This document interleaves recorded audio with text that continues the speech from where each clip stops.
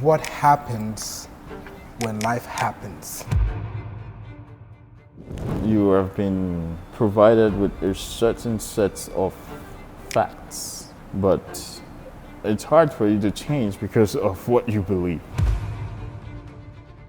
Knowing when to consult, knowing when to reach out, knowing when to say, hey, I need help. Hello and welcome back to the show. Today we'll be talking about resilience, how resilience affects day-to-day life, and we'll be listening to our own perspective or our own view of resilience, what it means to us. Now, when we talk about resilience here in this podcast, we're not just looking at the textbook definition of resilience. We're actually talking about resilience from a layman's perspective and from a personal experience. So, shoot any questions to you guys. So, what does resilience mean to you?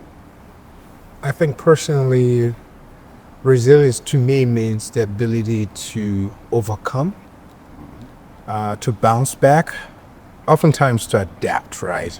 We talked about being motivated, being disciplined.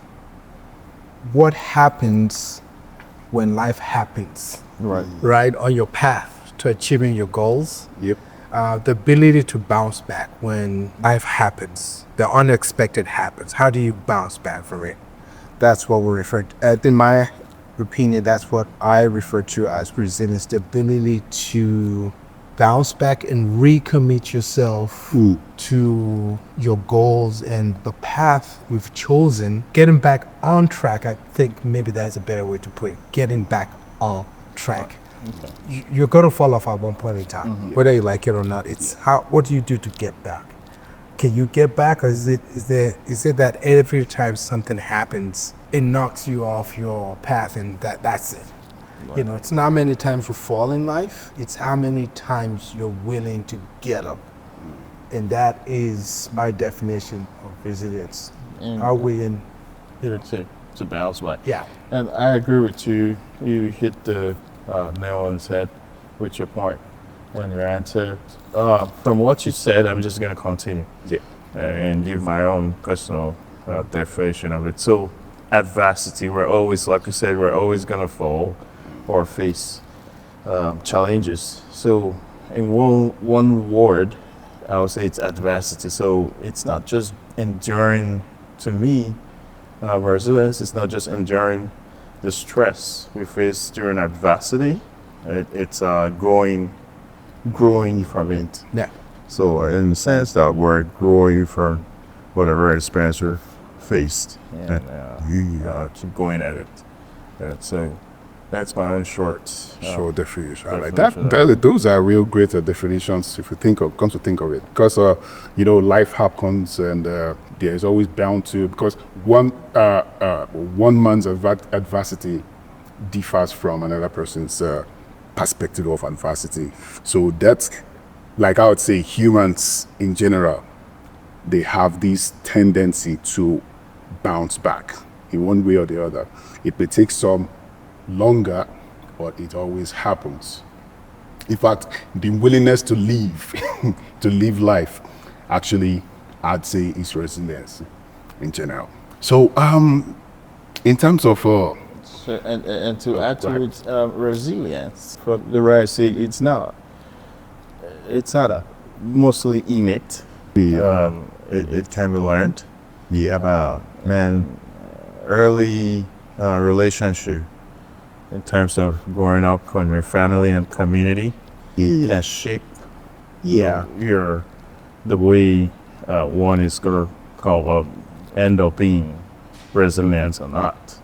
So it is both environmental and biological resilience. So it is based off of both your relationship growing up or being born, learning from community, and also that's the environmental effect of resilience on a human. But it's also biology, in terms that from generation past, we've always been resilient. We're ability to adapt. So that's where we can tie biology into the topic we're talking about today. Yeah. That's true. So, just to add to what you said, like you mentioned something about how to build that resilience. Yeah. So, what do you think are the characteristics that comes with being resilient? Like, for me, I'd say having a positive perspective on life in general. Like Optimism. yeah, be optimistic, or is it? Yes. Being optimistic. So it's being positive. positive. Pessimistic is like, You're always always- skeptical. So in having the positive look on life in general actually fuels like one of the topic we talked about some days ago, talking about motivation and discipline. That willingness to live life actually is a kind of motivation that fuels resilience in a way. True. If you look at it, having a positive outlook on life, like not just focusing on the adversity that has happened, the positivity in that adversity, like every aspect in life, there is always a positive aspect and a negative look at it.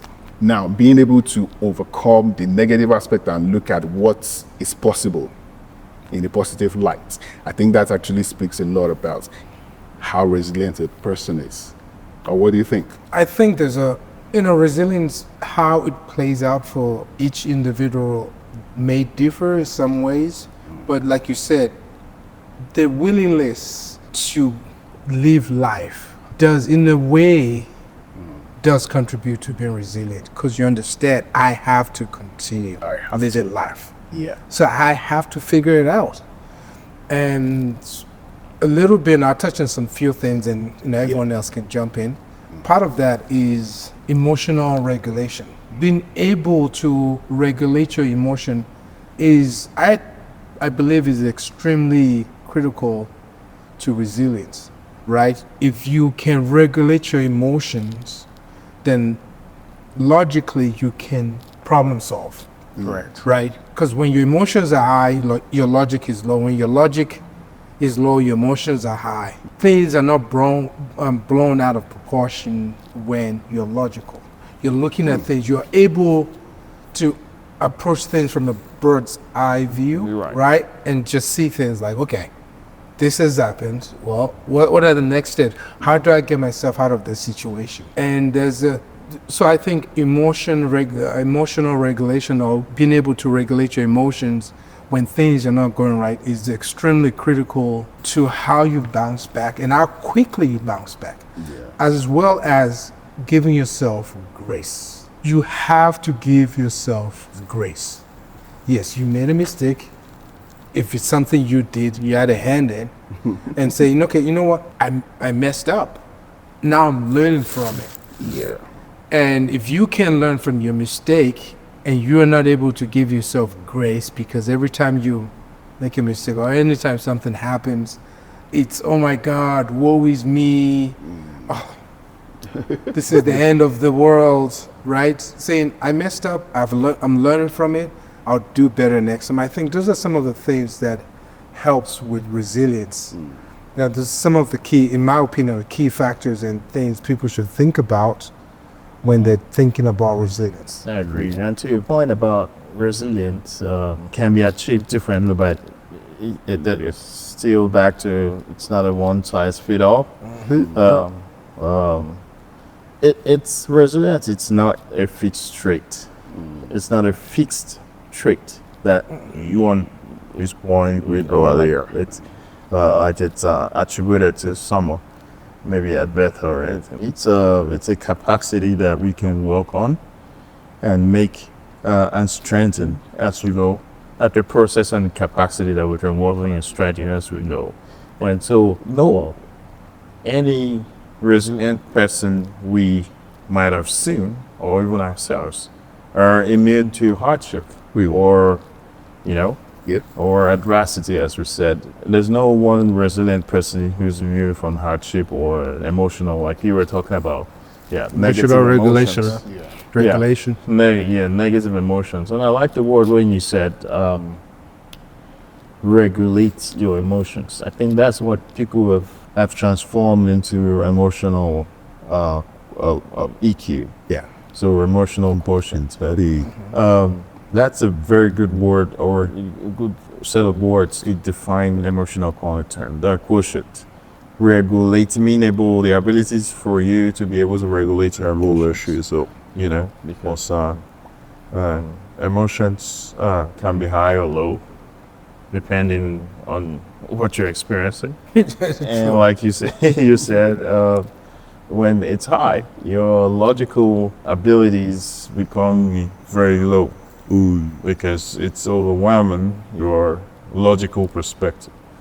So that time your own question to what rather is optimism, what you mentioned, is something that can help us hold on to being resilient. Like we shouldn't forget, it's not a trait, it's also a capacity, processing capacity that we can strengthen as we go. So it's not something that you should say, oh man, God damn, you were just born with resilience. Although we've already said resilience has to do with biology and community. So I think every human being from history we're all created to adapt to situations. So to an extent, that's where the biology of resilience comes into play, where we're all Resilient. Yes, we should be resilient. We should have a level of resilience in us being born as a human. Yeah. Because from generation past, we've tried to survive. Yeah, it's evolutionary. It's evolutionary. Yeah.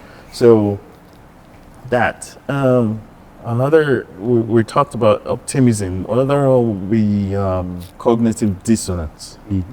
So you have been provided with a certain sets of facts, but it's hard for you to change because of what you believe. Even if there are new facts to Negate or Yes. contradict. Yeah. right to negate or or there's a word there, but yeah, we can use the word negate whatever belief you've had before. And we also know that beliefs sometimes they serve us at a certain time of our life, but they don't serve us after we've evolved past that stage that what was believed served us. And so cognitive dissonance is now you have been provided with a new set of facts, but it's hard for you to change or to work with what you already know that's true now because of what you believe. So that plays a factor in how resilient we can be. So it can either hinder you, and if we bring the adaptability is by resilience. So if we know we were built to be adaptable, I think the issue of cognitive dissonance should, I know it's smart, we think this is easily said and done. It has happened to every human. This cognitive dissonance has happened. I'm not saying it's happening to everybody every day, but there's some certain situations where it happens. You just want to stick to what you want to know. That saying that says, that goes this way, it's better to trust the devil you know Yeah. than the angel you don't know. You don't know. So that can be an hindrance, a hindrance to resilience. But being able to regulate your emotions, so plays a role in that cognitive part of things. It's regulation. So we can. So another factor I'd say contributes to resilience is one's ability to be able to problem solve or solve problems. Correct. Anyhow, so now, for instance, something happens. Let's assume like a flood or something, or maybe you're up in the mountains skiing and an avalanche happens and you're trapped in the snow. Someone who's not resilient will just like, after making noise, shouting for help and everything, just gives up. Now, I'm not saying it's easy to get out of the problem, but having that mind or the thoughts of, I have to do something to get out of this situation, even without help. Now, you may claw your way out of the snow if it's not that deep, or if you have a phone or something, you can try and reach out. Now, if one is not that, because I'd say everybody is born with at least a little bit of problem-solving skills. It may not be advanced, you may not be an expert in a certain situation, but the ability to want to do something to better your life, to better your situation, always comes up in every time. Now, that depends on the field where your expertise lie, for you to be able to do more than what you can do, or I will do less. So I think problem-solving skills too, it's a kind of characteristic when it comes to resilience. Yeah. I mean, when you think about resilience being the ability to bounce back or adapt to certain situations that typically not in your favor. If your ability to problem solve is not that great, then everything feels like it's the end of the world. True. Right? It feels like you're carrying the more capable, maybe that's the word that's the word I'm trying to use. The more capable you are, and the more you believe in your own abilities, the easier it is to bounce back. Part of that is also being humble enough to seek help when needed, right? Because there are times when your skill can get you out of the current situation. Right. Yeah. Knowing when to consult, knowing when to reach out, knowing when to say, hey, I need help. You have to know what you're capable of. And it sounds like it's a word that, capable. What do you mean capable? If I know for a fact that my business is failing, and it's failing because I don't have an online presence, and it's been a challenge one after months and months of just something coming up, and I'm like, okay, I need to figure a way to get back to grow this business. If I know that I don't have the skill, I need to go find someone that has the skill to help me bounce back. Yeah. But the main thing about bouncing back is it's not just overcoming the problem, it's learning from it. Right. Adding those skills into your toolbox. Right. And I think for a lot of people, and this is why being able to emotional regulation is such a big thing, because oftentimes when people panic, your main thing is to get out of that situation as quickly as possible. Okay, now you're out of the situation and you're kind of finding your way back. If you don't take what you've learned and had that experience, or and grow from that, because with the growth you had certain skills to your toolbox. If you don't have that, what happens if the situation arises again, right? You don't have the skill once again to get yourself out of it. And how many times can that happen before you give up? Which is resilience, is knowing that no matter what happens, I will find a way out. I'll be fine. Which ties into what you said, having a positive mindset. Being optimistic, knowing that things are not currently in my favor, but I know things will be, even when there is no, or when there's nothing that you can hold on to outside of, I believe things will get better. Because there are times when there's no light at the end of the tunnel. And if there is, it's so far from you, they're like, I don't know if I have the strength. Right? And that's part of discipline. Like, it's there, I just have to, just one step after the other. Eventually I'll get there. And that's part of resilience, knowing that I will get there. And it doesn't mean you know how exactly to get there. Right. But the belief you have in yourself that I will figure out a way to get there, and I will come back, and I'll come back on top, better, stronger, and more equipped than I was the first time. I think that is what helps. Sure. Right. Right. And time, so resilience, adaptability plays a very crucial role in resilience. I want to talk this home a little bit. So like to your point about emotions and regulated emotions, whatever we hold dear to ourselves or reason why we may choose not to want to keep going, it's always tied to emotions.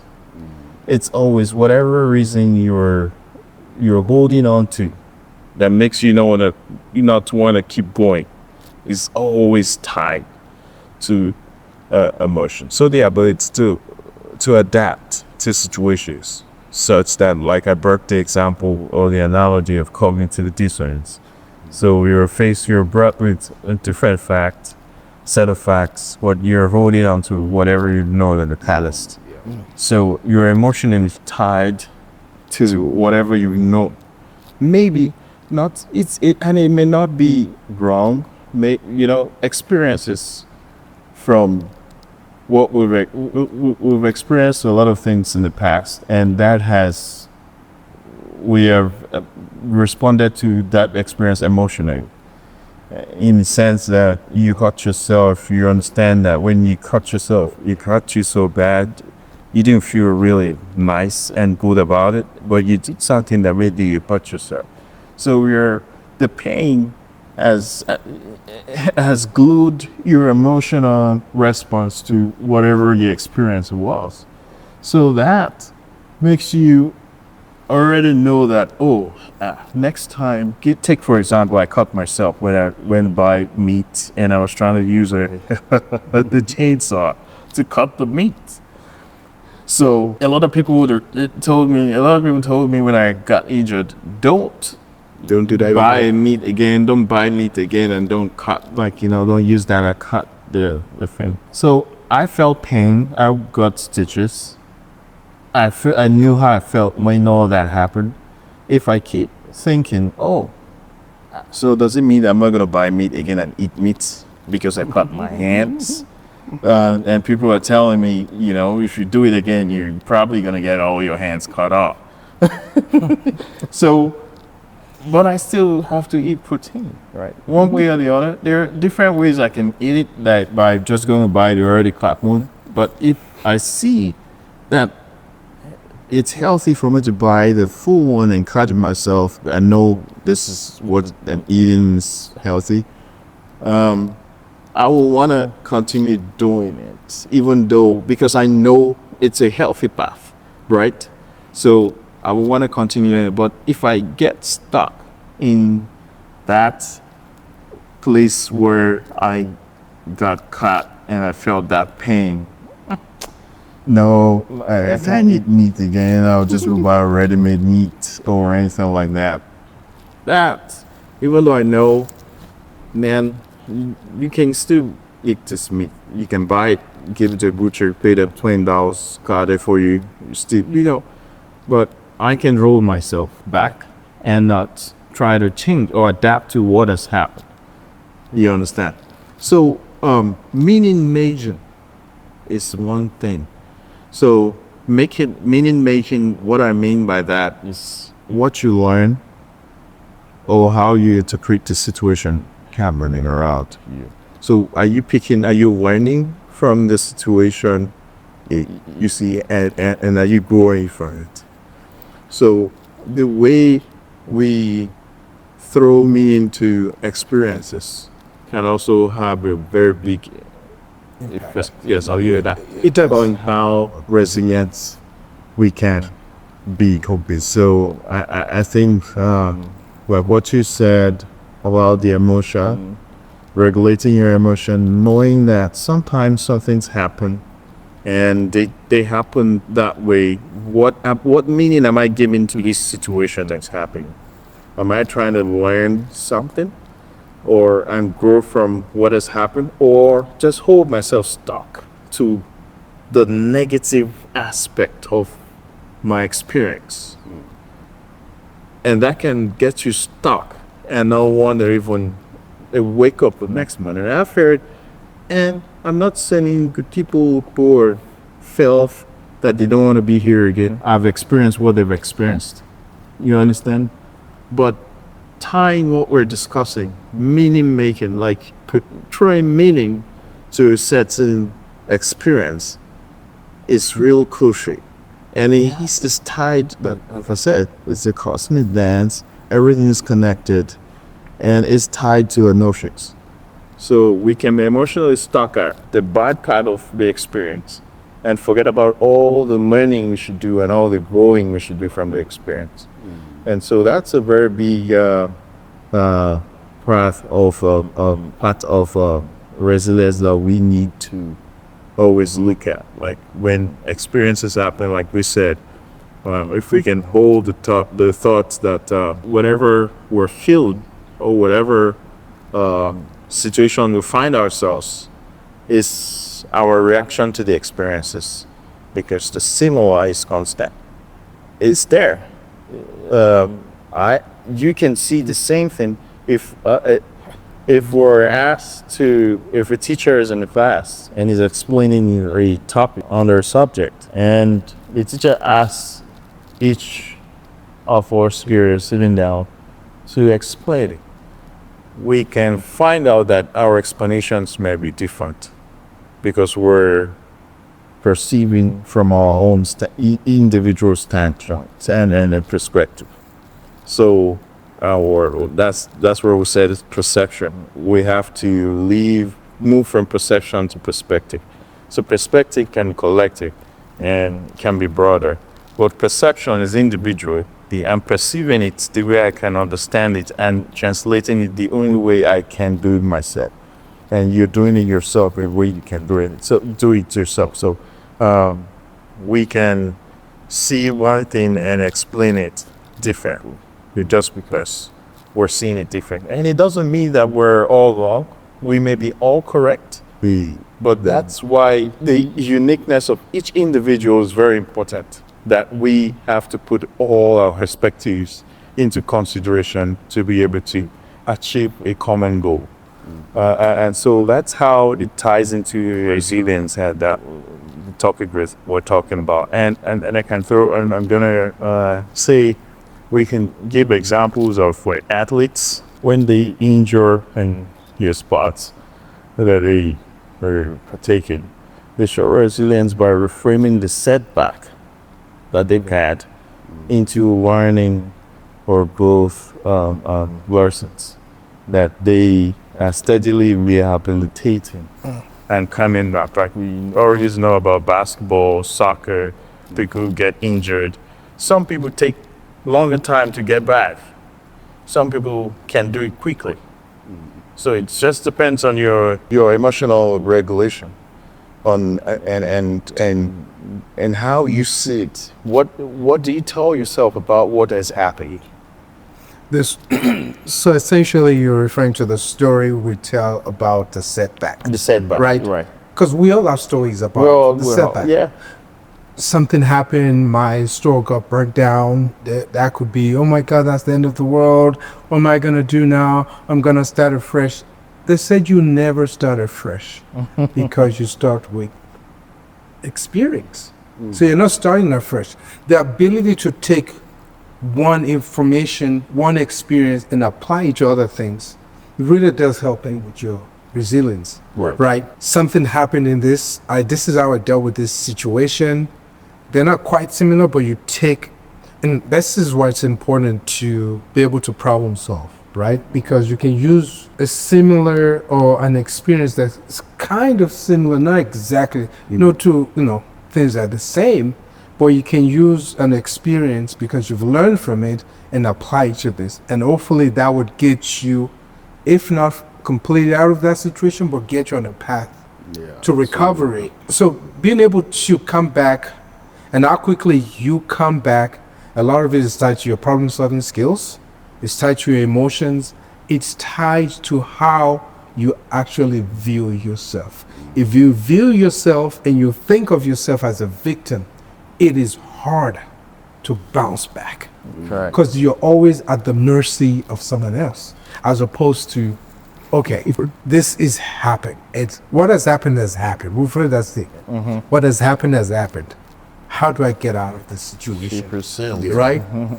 So those are some of the things. Giving yourself grace too, knowing that a fool is the person that doesn't learn from their mistakes. True. I've done something, this didn't happen, or I didn't do something, this happened. Either way, whether it's your fault or not, does it really matter when it's there? No, it doesn't. So it's like, this has happened. What am I learning from this? Life is going to happen. It's what you take from it. Like you said, the experiences and how you see it, what you project to the experience. What are you interpreting of the experience? The experience, and I tell this to my daughter, I'm like, experience is the experience. It has no meaning. It's neither positive nor negative. It's an experience. What you connect to how you project and how you view the experience is what determines whether it's good or bad. Because I can tell you that things I've been through in my life that for me it was like, oh, fine, that was a platform for me to launch myself. And I've heard people in a similar situation, and it was crippling to them, right? So the same experience is not, because if it's always bad, then it will be bad for everyone. But it's not always bad. So it's always like, be careful of the meaning you attach to your experiences. Yes. Because they could either enable you, it could become a launching platform to something greater, or it could be a crippling thing that cripples you. And sometimes we do a lot of damage to ourselves. We're quick to attach negative emotions and feelings to an experience. So we're not learning from it because it puts us in I'm a victim. So I'm not sure if that answers your question, but It does. but it does impact how we bounce back. Optimism, and I know it keeps coming up, but being optimistic is so crucial to your ability to bounce back, to adapt, right? Sure. Because optimism also says, I messed up. When it's a self-inflicted pain or setback, I messed up. I've learned from it. I can grow from it. So Yeah. It all ties back to being persistent. Like another example to buttress what you talked about earlier. Another good example is you study, if maybe you're in the middle of a career transitioning and a career transitions, right? And you've gone to school to get this degree, you've gotten various certificates and all that, and now you're applying for jobs. And you get, let's say, the first 10 interviews you've gotten, none of them went well. Now you'll be like questioning yourself, am I up to right? You understand? So that can be demoralizing sometimes. Now that's where persistence comes in. You being resilient means you're persistent because you're actually trying to. Most people will see the not getting a job after 10 interviews as a very big setback. You'll now question yourself, am I doing it the right way? I know this is where I'm going, but am I on the right track or am I on the right path? Now, depending on how you see yourself, like you're saying, you can actually want to relent a little bit or change what motivates you or look into another career entirely and stuff like that because you're like, oh, this may not be my path, my calling and stuff like that.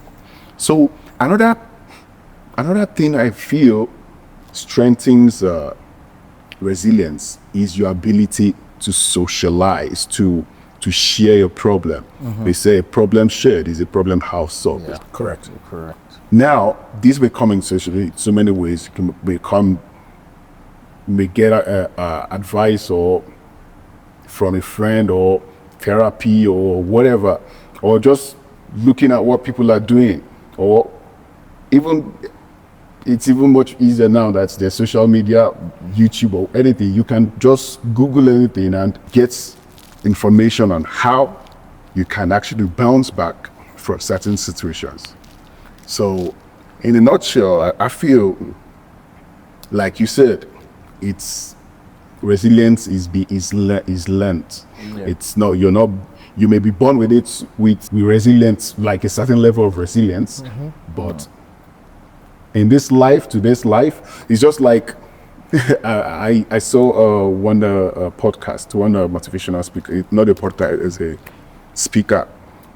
She made this example of, like, if we're in the Stone Age period, and you come out of your cave, and you look to your left, you see all rainbows, and you look to your right, and you see a tiger or a saber-tooth. Instinct tells you, oh, go left, because that's where all good things are.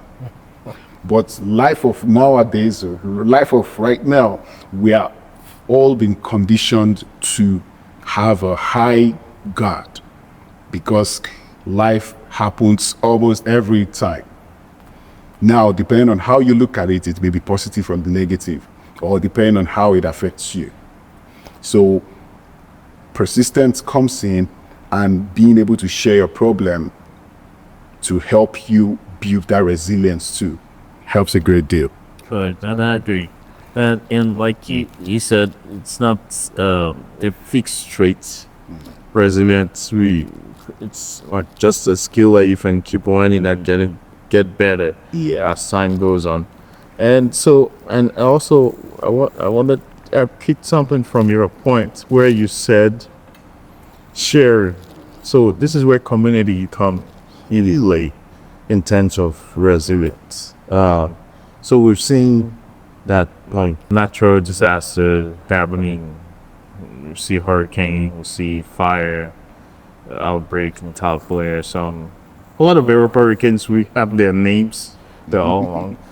But if you look at those experiences, even with the people living in those communities, the people who build faster, the people that shared Come together. and they trust and and cooperation, that they rebuild faster after disaster. So I agree, but it still boils down to what we were discussing earlier when we were saying, okay, so let's say the fire that happened in California, for example, right? There was a lot of people throwing blames at other parties, like supposed parties. Then that was the cause of that, but that didn't help anything. No. So it didn't help anything, and then it goes down to the cognitive dissonance, and where, oh yes, after all, this was the president. When he was there, he was trying to help you guys with water. Your governor said no, forgetting that this is a natural disaster. It's happening right now, and it just happened.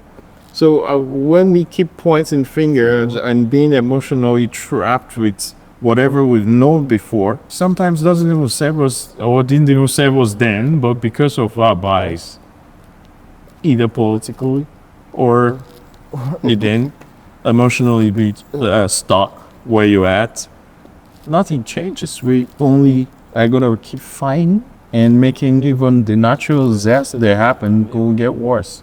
So, but when people trust themselves that when they come together, they can build and rebuild what has happened. Again, knowing that this is not caused by a man. Nobody went there and lit up the whole place or committed arson. It happens when the weather is too dry. And then sun, this is nature. When the wind comes, blows particles and things that can ignite fire, it starts. Basically, like, well, then coming back to meaning making, like Troy, what meaning are you attributing to that circumstance or that experience? So this is how resilience can be tied into community. We're talking about everybody, people, and all of our life experiences. So I'm just bringing this in because we've talked about personal resilience. How can we as a community be resilient together in situations like this where it's natural disaster is not caused by anybody, it's just nature. But also, there's power in numbers, right? Right. And like you said, a problem discussed is a problem half solved. Yeah. Right? You mentioned something earlier that I'm going to go back to, which is what happens when it feels like you're getting punches and kicks from life. Yeah. You mentioned an interview, been to 10 interviews and nothing happened. So I'm going to give you Jack Ma. I believe he's the founder of AliExpress or something like that.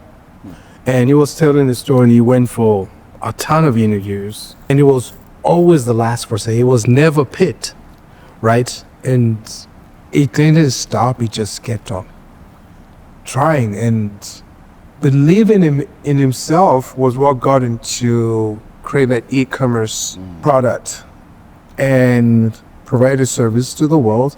And now he's one of the richest men in the world, right? Richest person, But the truth is, when you attach a negative meaning to an experience, we do know that if you attach an experience, when emotion is tied to an experience, it really solidifies that experience. It amplifies it. It amplifies it in a way that you may not even be aware of.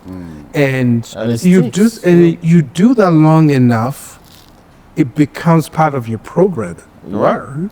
Right? So when it becomes part of your programming, it runs in the background. It becomes, it runs in the background, and you're not even thinking about it, you're just reacting to things. And you see a person that, they're doing something that it's not in the best interest. And when you talk to them, they're like, yeah, why would anyone do that? And you look at them like, but you're doing it. And they're like, no, I didn't mean to. Of course you do. No one wants to self-harm because it's fun, right? But when you attach negative meanings to experiences and you're not learning from experiences and you're victim to those experiences that are not in your favor, you're self-harming because you're reinforcing the fact that you're helpless. Yeah. If you feel helpless, you act helpless. If you feel helpless, your resilience, you're not developing that an ability to bounce back.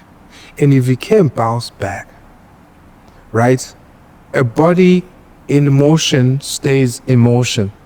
When you experience some setbacks in life and you learn from it, you grow. Your body keeps moving. If you experience something and that experience becomes so powerful that it holds you back, now you're growing, so you're moving. If you hold yourself back, it's almost like you're going back.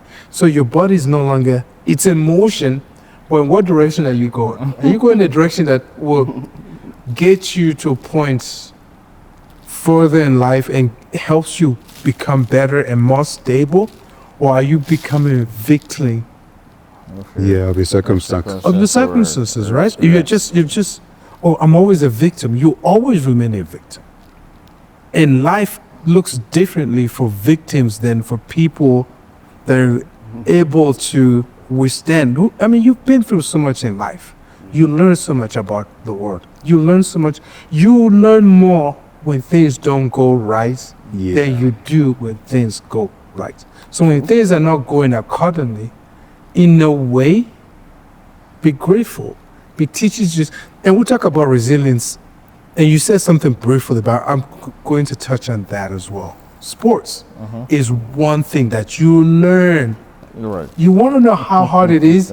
It's when you're playing sports, you learn a lot about yourself, about what it takes to persevere, what it takes to continue and never give up. Correct. You don't win championships by giving up. You don't. You have. I mean, you don't win championships without setbacks. Even when you're winning, I've played games before that we were behind 25 points. Now we're going to the fourth quarter, 25 points. It's a lot to come back from. Right. But you get a little bit of a momentum and you ride that wave till the wheels fall off that stupid bicycle. You're a rider, you're like, I don't know, whatever it is, there's a momentum right now, we're pushing that. We'll use that as the fuel but then you win again and then you find yourself in a situation like that next time. Guess what? Yeah. You know you've done it before. Done it before. And now you know you can do it again. And that is the part I feel like most people overlook when it comes to resilience, is equipping yourself, learning and growing from those experiences. You're saying, I've done it before. I can do it again. Yeah. You know, that's the power. That's giving power to yourself.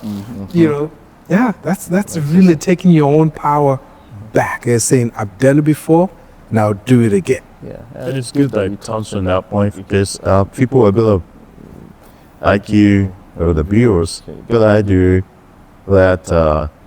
We already agreed that resilience is not a fixed trait; it's not innate. With something they can be learned to do.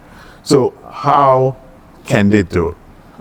We've touched on how, but we'll just buttress on the point that we should, like you said, you give yourself, don't be too hard on yourself. Give yourself the time to rest and renew, for rest and renewal of support, to support your endurance. Because resilience is not do it now stuff, it's continuous, right? You use the word persistent. You have to persistently continue to do how you should do to become resilient, in the long run. So we need that time to rest, a big rest and renewal, time to be able to endure even better.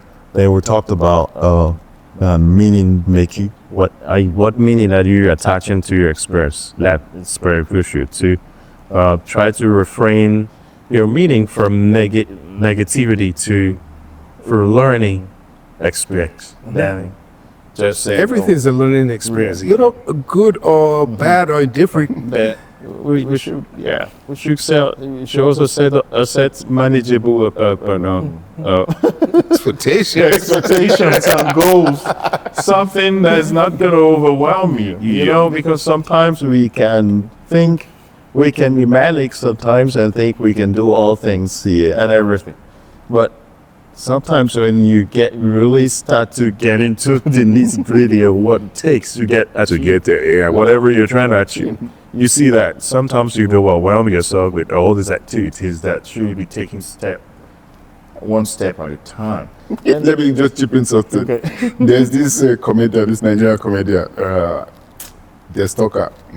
He says this thing, he says, life is not hard. You are the one who is trying to achieve a very big project. Well, if you set a project that is within your means, life is simple. But it becomes hard when you're trying to build like the whole of Colorado now. And you are thinking, how do I achieve it? That's when it becomes hard. So to that, we're humans. We will never stop to desire things that we want. We will always desire what we want. And with like you, I know you listen to a lot of spiritual leaders. Most of them will tell you that man's greatest problem is the ability for you to desire. Yeah. Because you can't stop it. You can't. You can't stop desiring to be better or to feel good. And sometimes it comes with a lot that has to be done on your part to achieve that feeling and all of that. So it comes off as a cost to you or my car to be able to desire things. So, but managing your expectations, your goals, setting them in a way that is manageable and not overwhelming can help us be on track with the resilience part of it. And then connecting with people that will support you. You know, like we say, everybody's wrong. There's a trend going. Oh, I don't want. I want to protect my mental health. I want to stay away from toxic people. I want to. Those are things that you should also put in your calculation. Connecting people who are supporting your goals, and then we maintain physical health is very paradox because oh man, when you're sick, it doesn't feel good, and you probably maybe cannot do anything. Even though when you think, oh, I got an resume, oh, this I have to do this, but you don't have enough to do the good health to do it. It's just there. It's not your fault. But Physical, yeah. physical health. When we talk about, are you healthy physically?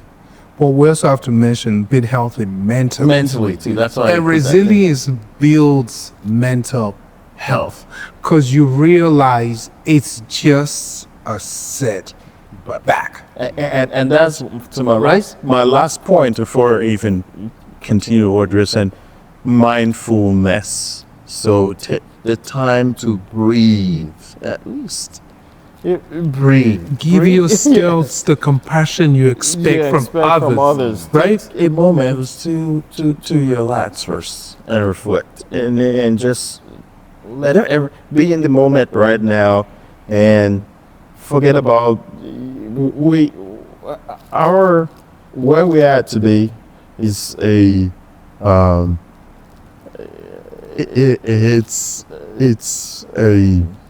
so where we're at today, it's an addition of our history, like our past and our present, right?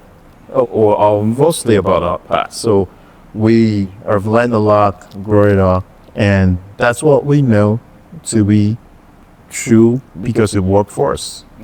At some point in time, and we hold it to there that when we're faced with an experience, immediately we're going back to history or time. Our brains, yes, is going back to a time that you can remember that relates to what you're experiencing.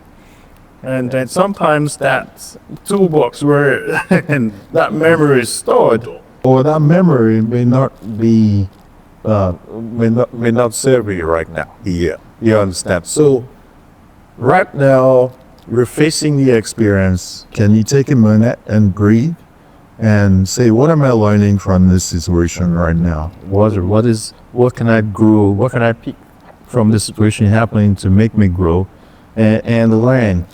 Instead of, oh, that time it happened, this was a bad thing that happened. And so you just attribute that bad thing to what we're getting. Yeah, what the result of what we're experiencing should be, or is going to be. So take a moment to breathe, relax, and so that more thoughts of better solutions or better experiences can flood your mind, and then we can come back to what we're supposed to do and keep at it. So, which, you said something earlier. We've talked about it, but not as a standalone point, which is mental flexibility. Right. Being mentally flexible is important in life. Period. You cannot thrive without being mentally flexible. Now, you were in the Marines, you know this. There are times where your mind has to you need one track mind. Oh, yes. Because that's what needs to happen. You can't think of any other But thing. then what happens, what happens when things don't go as planned, and you're on a mission, and they told you, your recon team told you, they're over there, and now you went this direction, and that's where they are today, right? And yesterday you were told they would be in this direction, Right. so you went a different route, and now you're under fire. Do you just say, well, that's it, I give up, right? You have to be mentally flexible enough to be like, I need to readjust, I need to adapt, I need to think of a better solution.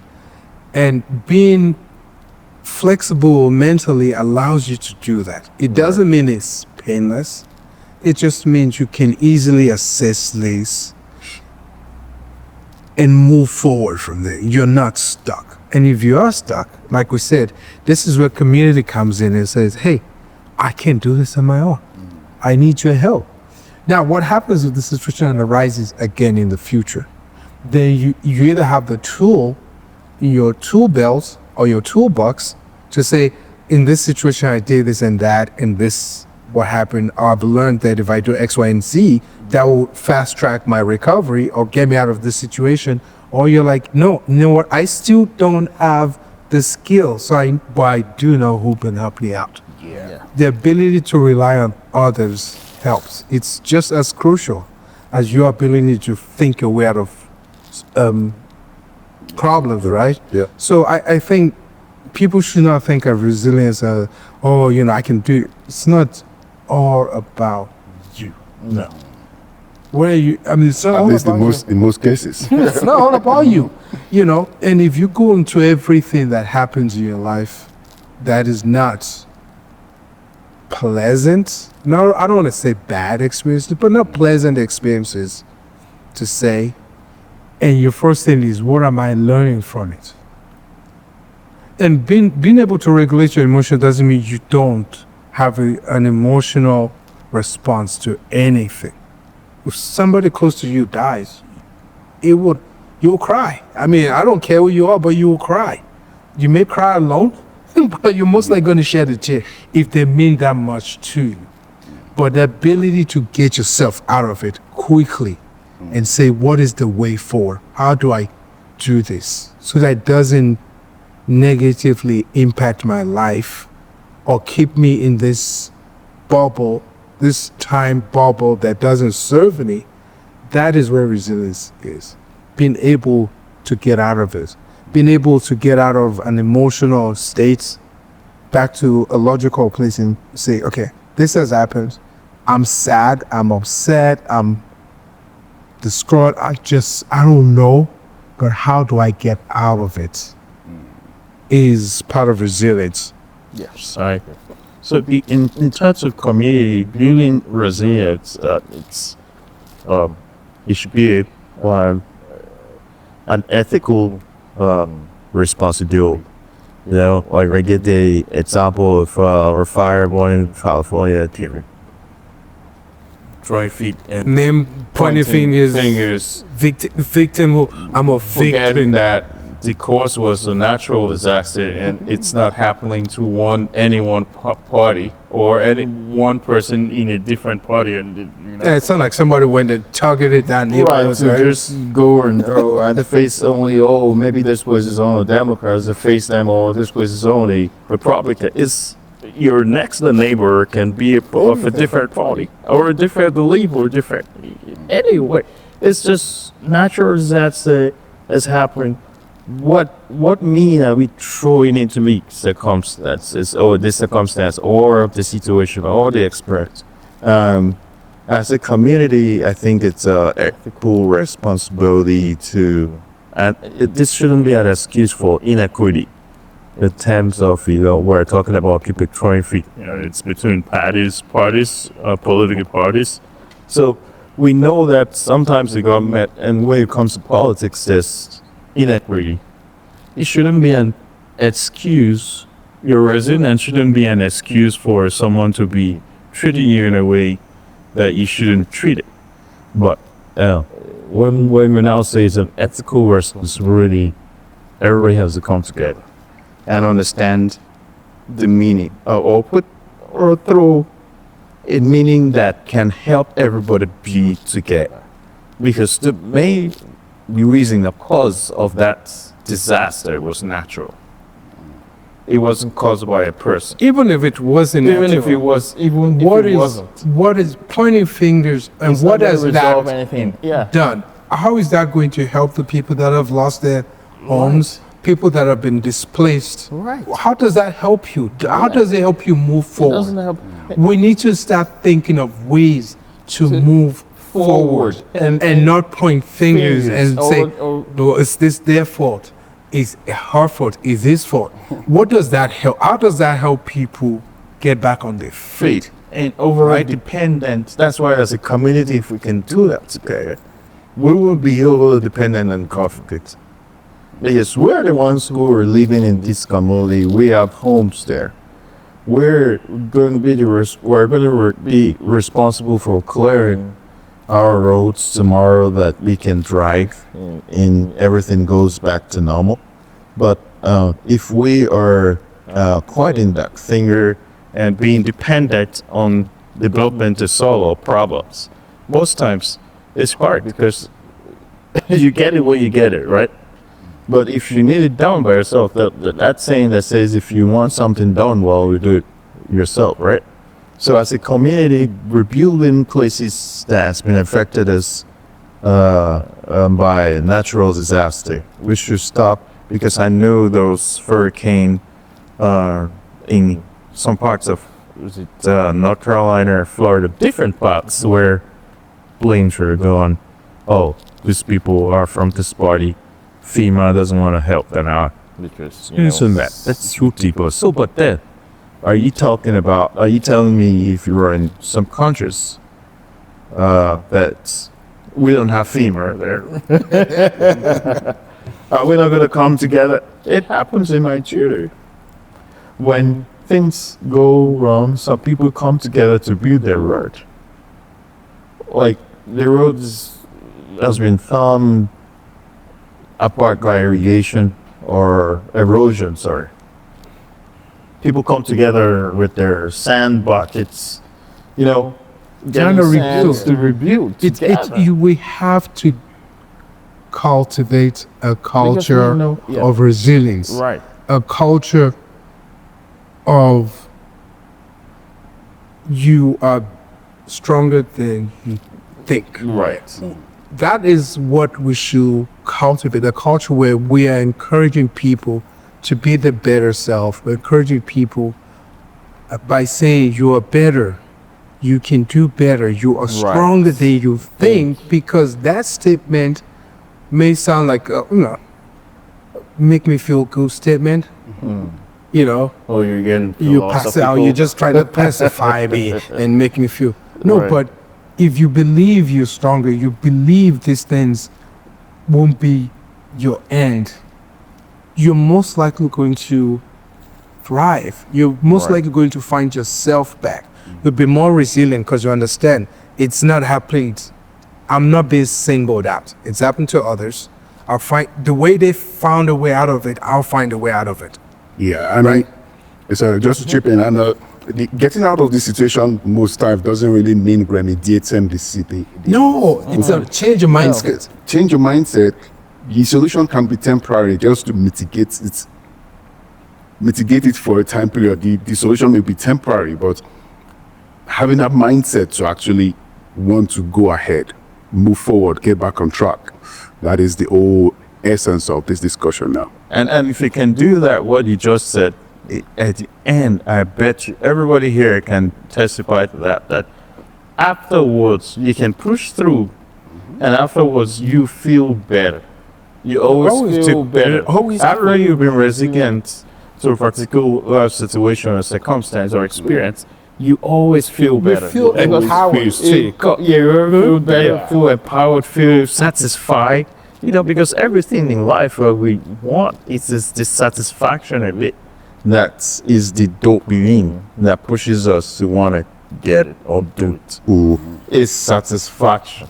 That satisfaction, it doesn't have to be big that you've gained the whole world, but just the feeling of the little outcome of you being resilient can make you feel very, very, very and satisfied. And that's when you're living your best life. That's the feeling of elation that, oh, I did it. I'm happy I didn't give up. I'm happy I was able to push through at least, just to continue doing it. And I always say resilience is about bouncing forward and using our life experiences to get better, to try it. So, yeah, we've said it before. I'll just reiterating it. The meaning you attach to the experience is very common because that will determine if you're going to push through or hold yourself back. That's my closing statement for this topic today. We can have our own. Oh, well, you guys said it all. So, you still have something? No, not really. You're right. I think to be resilient, that there's a lot of the meanings you attach to things that really needs to be talked about more. That the meanings you attach to things has more power. Oh, man. Because it everything you go through is either going to help you grow and get stronger, or it's going to weaken you some. Every experience, there's always it's a either learning- going to Yeah. either make you a stronger person, whether mentally, physically, or it's going to hold you back. And you are the only person that has the power to decide which one happens, Yeah. right? So my closing thing is just give yourself the grace you expect, the grace or compassion that you expect other people to give to you, right? You Right. can expect more from people than you're willing to do to yourself. true. So that'll be my closing statement. Yeah, I agree. Yeah, that's it. So, you guys said it all already. What I'd just like add to it is that being resilient is an ongoing process too. It's not just something you learn once and think you know it all. You learn it. It's an ongoing process. It's progressive because not all these adversities are the same. So, the fact that you are alive, adversity is always coming one form or the other. So that ability to actually overcome, get back on track. So that thank you to viewers for joining us today. And if you we would like to hear what you think resilience is, and if you have any experiences you'd like to share with us, you can leave it down in the comment section below. And don't forget to stay resilient. Well, to stay resilient. Way out. Right.